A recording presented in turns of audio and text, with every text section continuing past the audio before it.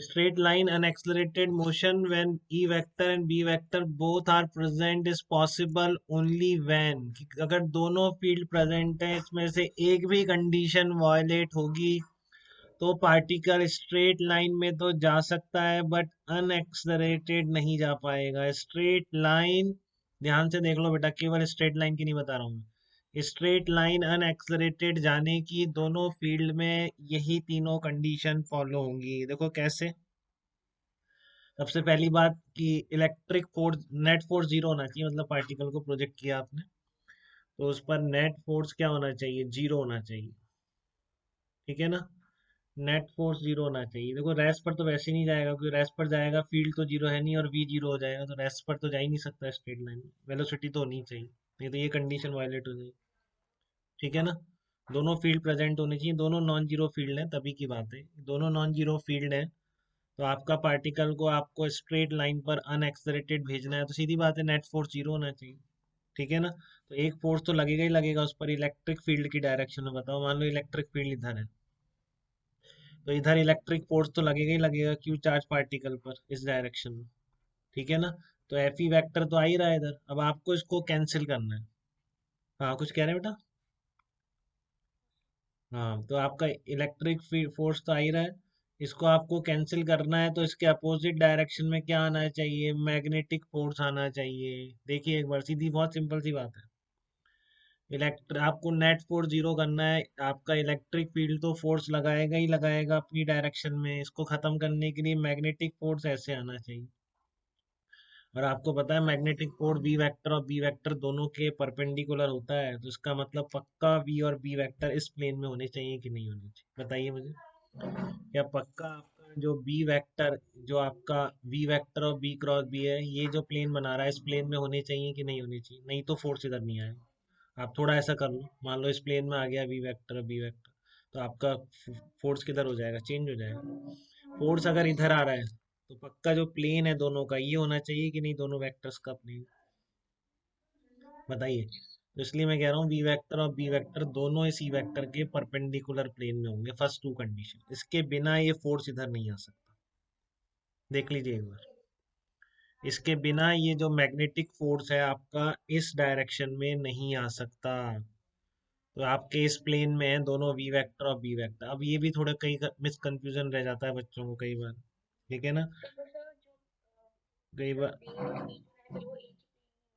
हाँ एक ही प्लेन में हो गया तो दो वेक्टर तो हमेशा सेम प्लेन में होते हैं बेटा, ऐसे उनको ऐसे नहीं बोलेंगे कि वो एक ही प्लेन में होगा, two vectors are always in the same plane. ठीक है, क्या बोलेंगे, वी वेक्टर और बी वेक्टर दोनों इस परपेंडिकुलर प्लेन में। ठीक है ना, मतलब ई वेक्टर के परपेंडिकुलर प्लेन में, ई वेक्टर के परपेंडिकुलर है कि नहीं प्लेन, स्केल वाला जो प्लेन है, तो वी वेक्टर और बी वेक्टर दोनों इस प्लेन में। ठीक है, बताइए इतना क्लियर है क्या आपको। हाँ तो दो कंडीशन ये है, अब तीसरी कंडीशन है, अब उन दोनों का परपेंडिकुलर होना जरूरी नहीं है बेटा। ठीक है ना, बी वेक्टर और वी वेक्टर का परपेंडिकुलर होना जरूरी नहीं है, वो एंगल पे भी हो सकते हैं, जैसे मान लो बी वेक्टर ये है। ठीक है ना, वी वेक्टर ये है और बी वेक्टर है, वी वेक्टर ऐसे लगा देता हूँ, ऐसे वी वेक्टर भी हो सकता है। ठीक है ना, ऐसे भी हो सकता है, इधर भी हो सकता है, किधर भी हो सकता है, इस डायरेक्शन में कहीं भी हो सकता है, इधर भी हो सकता है, इसमें कोई दिक्कत नहीं।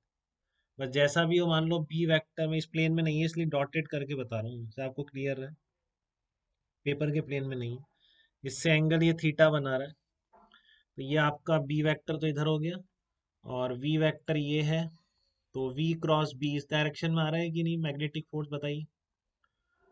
इतना क्लियर है आपको मैग्नेटिक फोर्स की डायरेक्शन, वी वी वेक्टर ये रहा, बी वेक्टर इस डायरेक्शन में है तो वी क्रॉस बी आके इसको कैंसिल करेगा। अब कैंसिल भी तो करो, डायरेक्शन तो कर ली, कैंसिल नहीं करोगे तो कैसे होगा फिर।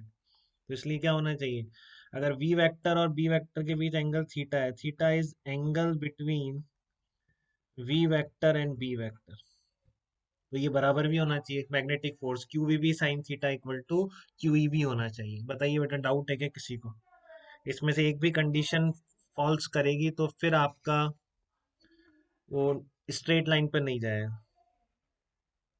कई बार ये मिनिमम वी और बी कुछ भी पूछ सकता है, जैसे आपसे पूछ लिया मिनी बी वेक्टर गिवन है तो minimum be required for unaccelerated straight line motion, for unaccelerated straight line motion, अगर अनएक्सेलरेटेड स्ट्रेट लाइन पर जाना है तो कितनी मिनिमम स्पीड चाहिए, कभी ये पूछ लिया आपसे, बताइए। कभी ये पूछ लिया आपसे कि मिनिमम स्पीड कितनी होगी required for unaccelerated straight line motion, unaccelerated straight line motion के लिए कितनी चाहिए, तो कैसे बताओगे आप। दोनों फील्ड प्रेजेंट हैं और आपका मिनिमम भी required for unaccelerated straight line motion when E and B both are present, E and B both are present। हाँ तो ये तो आपने V निकाल दी यहाँ से, इसको मिनिमाइज और कर दो मिनिमम स्पीड के लिए। तो अगर दोनों प्रेजेंट है तो V कितना है आपका, E अप, हाँ E by B sine theta है ना बेटा। तो इसके मिनिमम होने के लिए क्या हो जाएगा, E upon B sine theta maximum. Sine theta maximum कितना होता है, 1 हो सकता है, तो V मिनिमम कितना आ गया, ई बाई बी आ गया, minimum speed for straight line motion. ठीक है ना, और डायरेक्शन क्या होगी उसकी, डायरेक्शन क्या होगी उसकी बताओ। उसकी डायरेक्शन होगी हमेशा परपेंडिकुलर होगी, ठीक है ना। मतलब बी वेक्टर ये हो गया और वी वेक्टर परपेंडिकुलर हो जाएगा, ई वेक्टर है, ऐसा तीनों एक दूसरे के परपेंडिकुलर है, मिनिमम स्पीड रिक्वायर्ड, ठीक है ना। और स्पीड कितनी होनी चाहिए, ई बाई बी होनी चाहिए। बताइए बेटा इसमें यहाँ तक कोई दिक्कत तो नहीं किसी को भी, इन तीनों पॉइंट्स में या इस तरह के मिनी, अब कई बार वी दे देगा तो मिनिमम वी पूछ लेगा तो भी आपको तैयार है, मान लो इतनी स्पीड फिक्स है आपकी पार्टिकल की तो मिनिमम मैग्नेटिक फील्ड कितना लगाओ कि वो स्ट्रेट लाइन में चला जाए, तो वी को इधर ले जाओ, बी को इधर ले आओ, बी मिनिमम है, ठीक है ना। साइन थीटा को डाल के बी वी को इंटरचेंज भी तो कर सकते हो, तो कुछ भी पूछे, ऐसा नहीं कि मिनिमम स्पीड ही पूछेगा, जनरली ये पूछता है। But minimum magnetic field intensity भी पूछ ली तब भी आप निकाल दो, ठीक है ना। तो एक बार ये मिनिमम वी वेक्टर का वेक्टर फॉर्म में एक्सप्रेशन पूछ लिया था मेन 2007 में, ठीक है ना। क्या पूछ लिया था कि जो आपकी मिनिमम वेलोसिटी है इसको वेक्टर फॉर्म में लिखो, ठीक है ना, ये पूछ लिया था इसको वेक्टर फॉर्म में लिखो, ठीक है ना। तो जो ऑप्शन गिवन थे उनसे मैच कराना था, मैं एक बार कर देता हूँ, दिख तो गया ही है आपको कि इसको वेक्टर फॉर्म में भी लिख सकते हैं, ऐसा कुछ नहीं, ठीक है। तो मैं यहाँ पे लगा रहा हूँ नोट लगा के लिख रहा हूँ, क्योंकि ये एक बार आपका मेंस में कभी पूछा गया था, वो पता नहीं उस टाइम पर मेंस था कि स्क्रीनिंग थी, जो भी था, अलग अलग नाम, अलग अलग नाम होते थे पहले। तो आपका देखो V minimum in vector form, इसी सिचुएशन में जब वी वेक्टर और बी वेक्टर दोनों प्रेजेंट हैं तो वी मिनिमम क्या होगा, तो पहली बात अनएक्सलेटेड जा रहा है, इसका मतलब दोनों परपेंडिकुलर है, ठीक है ना। और आपका वी वेक्टर आपने किधर निकाला, इधर जेड डायरेक्शन, ठीक है। तो अब आपको मैग्नीट्यूड तो लिख ही लिया आपने, ई बाई बी है, तो वी मिनिमम का जो मैग्नीट्यूड है वो तो लिख ही लिया है आपने, अभी तो लिखा वी मिनिमम वेक्टर कितना लिखा आपने अभी, ई बाई बी लिखा ना आपने। और डायरेक्शन देख लो, इस तरह से क्रॉस प्रोडक्ट वेक्टर वेक्टर की फॉर्म में था, क्रॉस प्रोडक्ट की फॉर्म में, तो आप इसकी डायरेक्शन ई क्रॉस बी के अलोंग है कि नहीं।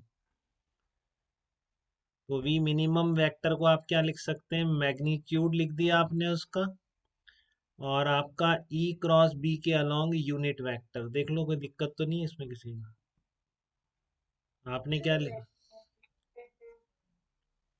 इसका आवाज कट गई बेटा आपकी, V minimum in vector form, पहले मैंने मैग्नीट्यूड लिख दिया उसका और फिर उस डायरेक्शन का यूनिट वेक्टर लिख दिया, क्लियर है बेटा। हाँ मैग्नीट्यूड लिख दिया फिर उस डायरेक्शन का यूनिट वेक्टर लिख दिया, तो कितना आ गया, ई बाई बी, और इसकी जगह ई क्रॉस बी था, तो आंसर ये दे रखा था, अब ये दोनों परपेंडिकुलर होंगे ही होंगे, तो ई बी साइन 90 का मैग्नीट्यूड लिख सकते हो, ई कट जाएगा, तो ये आंसर था उसमें, E cross B upon B square. तो आपको दिक्कत नहीं है, लिख लेंगे आप, जस्ट मैंने बता दिया, कभी फिर से रिपीट हो जाएगा, ठीक है। यहाँ तक कोई तकलीफ नहीं है बेटा किसी को भी, स्ट्रेट लाइन की